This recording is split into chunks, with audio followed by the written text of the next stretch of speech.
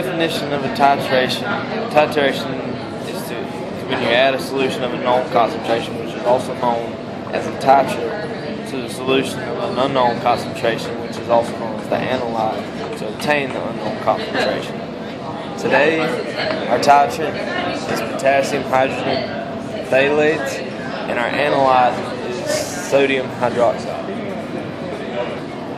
Okay, so the definition of priming is where you use your analyte to coat the base of the burette, which you see here. And what you do is you pour the analyte in the top, and then about 5 to 10 milliliters. So since it reads 50 down here, it should be no more than 40, because 50 minus 40 is 10. And you just pour it through because you want to coat the burette. You do that a couple times, and once you've done that, you've primed your burette. Okay, so the initial volume, if you can see, is 24.13. We're now going to start the titration by turning the valve on the burette to 90 degrees, allowing the NaOH, the sodium hydroxide, to flow into the titrate. Just like this. And while we're doing that, we're going to be swirling it so that it's evenly distributed. So initially, we started with 50 milliliters. Okay, so now that we have the phenolphthalein added into our titrate, we're going to add some of the NaOH, and our initial volume, if you can see, is 20.45 roughly. We're going to start the titration by opening the valve of the NaOH and swirling as we go. If you just let it pour into one spot, it's going to turn pink in the one area instead of all over. As you can see, the liquid is now a faint pink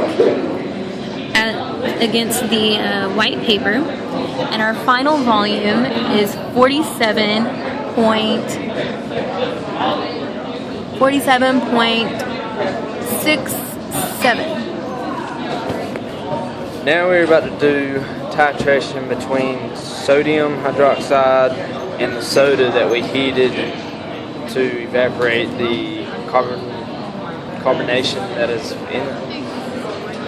And our initial is, if you can see that, it's 8.47. Alright. Now we're about to begin the titration.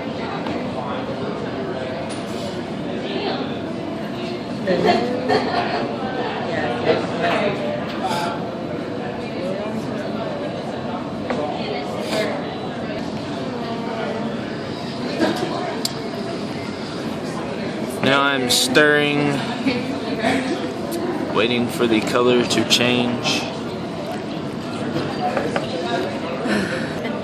Since we only started with 50 milliliters instead of 100 milliliters of NaOH, we had to continually add it until we titrated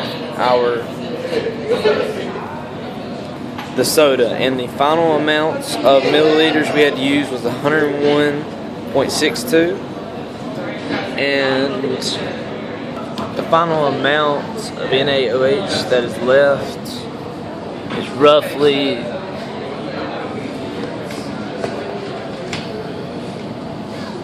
36.74.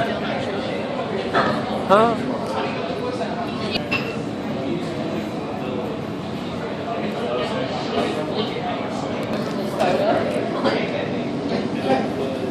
And this is the final solution of what we got.